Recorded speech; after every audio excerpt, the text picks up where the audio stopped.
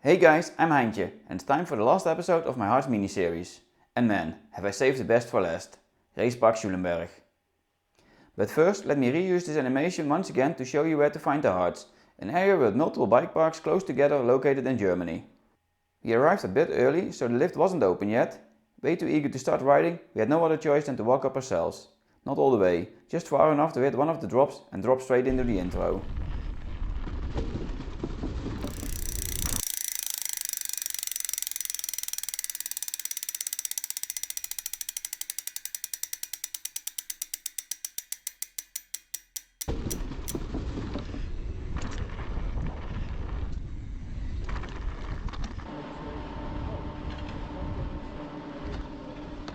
Let me start again with addressing the lift, this time a drag lift. You'll have to hook the anchor behind your seat post and somehow mount your bike. I'm not gonna lie, this is a bit tricky at first. This system might lead to some minor scratches on your seat post and handlebars, so a lot of riders pack those parts with inner tubes, foam or tape. But let's be honest, if you don't want to damage your bike, don't go riding it, especially in a bike park. Eventually you get the hang of it, same goes for exiting at the top. Here you have to put your leg behind the bar and then move the bar to the side, something that leads to the lift getting stopped a lot. Once you're at the top station, you can walk up a bit further for some trails, something we did to get to our first trail of the day, the flow line. It starts how you might expect from a flow line, not too steep, lots of berms, perfect for warming up. First thing to mention, for the lazy riders, you can skip the first part of the trail and with that the steep walk up. Ook gewoon hier beginnen.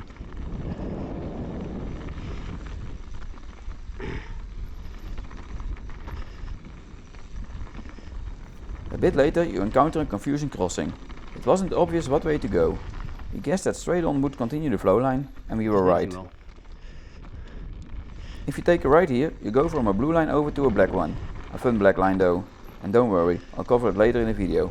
For now, we're still warming up.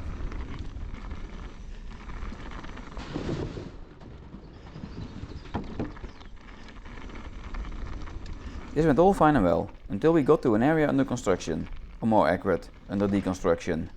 Anyway, the flow of the flow line wasn't there anymore.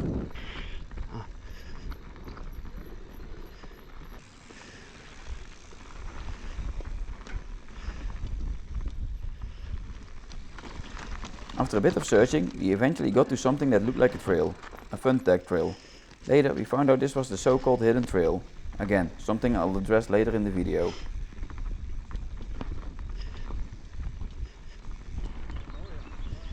For our next run, we went for the other blue trail to warm up a bit more. This one is called BX, that stands for Biker Cross, a bit of a jump line. Even though all the jumps are tables, they are pretty huge. I didn't clear a single one during the run. While I show you me not clearing any jumps, let me give you a tiny bit of background information about the day here. This was the last day of a trip, and with the long drive home ahead, we only spent half a day here. With only 4 hours of riding, we simply didn't have time to work out all the trails in the park. This one being one of them. We just rode it once and then put it aside as being out of our league, at least for most of us. Another line this applies to is the freeride line. We thought that one has massive gap jumps, something that may be fun when you have time to session them, time we didn't have. But most of all, the group I was riding with really enjoyed the technical trails, so that's what we rode for the rest of the day.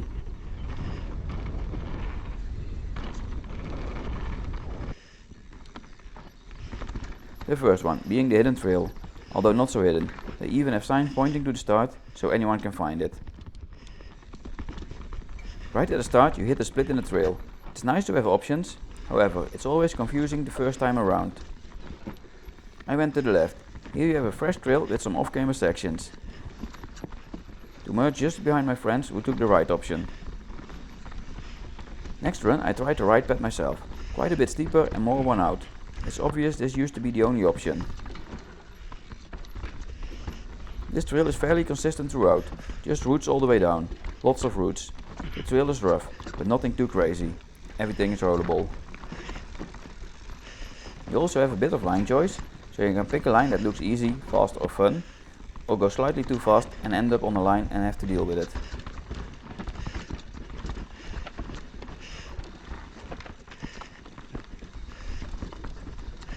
The only bit of variation is the bottom section. The open landscape gives such a different feel. Not sure it's for the better though. What do you think?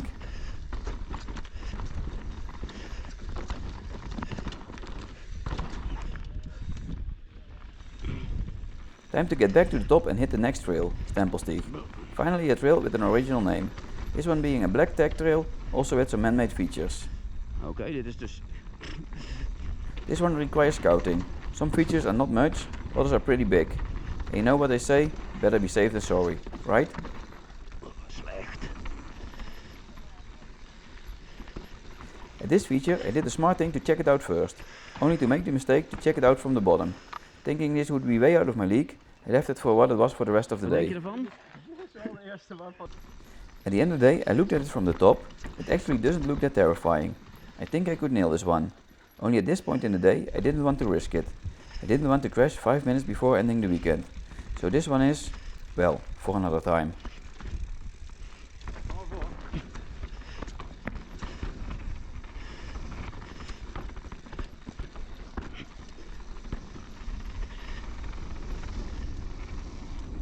Die zou moeten kunnen. Next feature on the list is a gap jump. This one might be within my skills to clear. So the next run I first gave it a run up, then walked up and...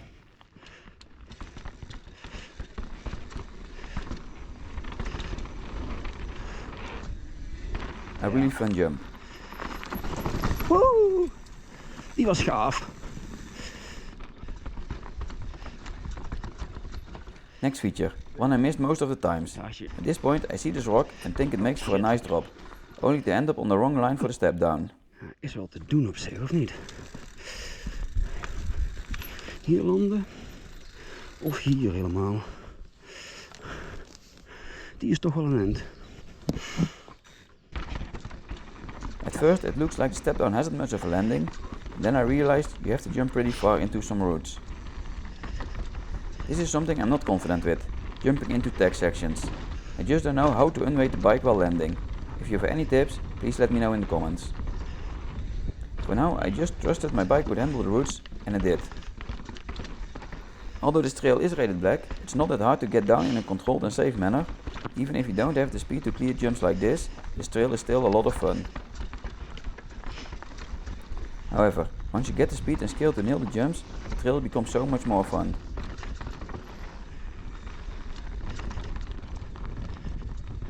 Time to move on to the final line of this video, the downhill line. You can start this one all the way from the top, once again having to walk your way up there. Or you can exit the lift and start the trail a bit lower, missing out on the top section. Not that special, except for one feature, a road gap. The running is a bit rough, so it's hard to keep the speed. So I first watched my friend hit the gap. Turns out you don't need that much speed, so I went for it.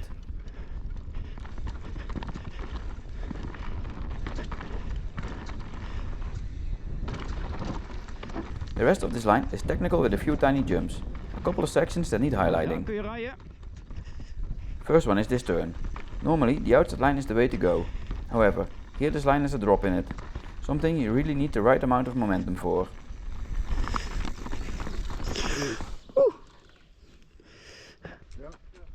Too slow and you might go over the bars, too fast and you might not make the turn. So the first run I went for the chicken inside line, and since that worked, I kept doing it the rest of the day.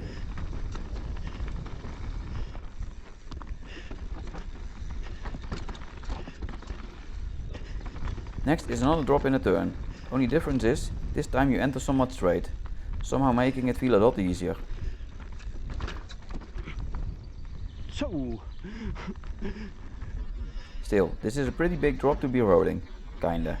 I don't think this line, at this speed, would have worked on a trail bike. In that case, there's always the high line option. Next is a section that looks easy when you enter, but then the small drops just keep coming. With your wheels being so much off the ground, it's a bit tricky to control your speed. Also, you don't want to lock up your back wheel while doing so.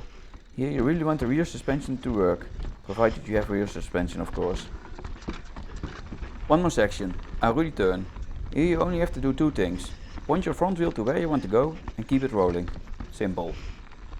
At least in dry conditions. In the wet this will be something else. That brings me to the conclusion of the video. Racepark Schulenberg, or Racepark as they call it, is in my opinion the best park in the region. I haven't ridden much of the jumps here, however, what I've seen is that they are pretty big. Therefore the park is not really well suited for beginner level jumpers. On the other hand, the tag lines are great for most level riders, only exception being absolute beginners. However, all of this goes in dry conditions. I predict these trails become a real challenge, even for experienced riders when it's wet. One thing I also have to note, at this park there are no other recreational options. This might deter riders who want to bring their family. However, it also creates more of a biker community feel. I finished my supposedly last run 3 minutes to 2, so I could do the famous one more run. At this point I decided to give the biker cross line one more go, see if I can clear some jumps now I was warmed up. I had no idea what to expect, at all. Turned out the first jump was easy now, the second one was still not even close. Then I came up to the 2 tables in a row. Again, I had no expectations, at all. Now before I show the run, let me thank you very much for watching this video. With this one, my Hearts mini-series has come to an end. Please let me know in the comments which park you like the most and why. Oh, and of course, do hit that subscribe button if you haven't already. As always, I hope to see you back for my next video and wish you fun riding in the meantime. Now before I say how do, let me show you how the jumps went.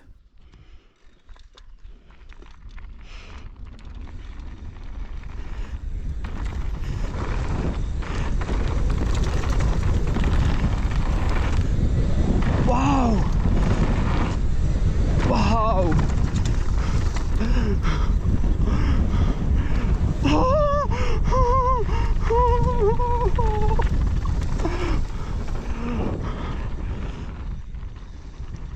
Somehow I managed to land in the sweet spot. Not just once, but on both jumps. Something I really didn't expect. At all. But what a great feeling to be able to truly surprise yourself. Anyway, houdoe.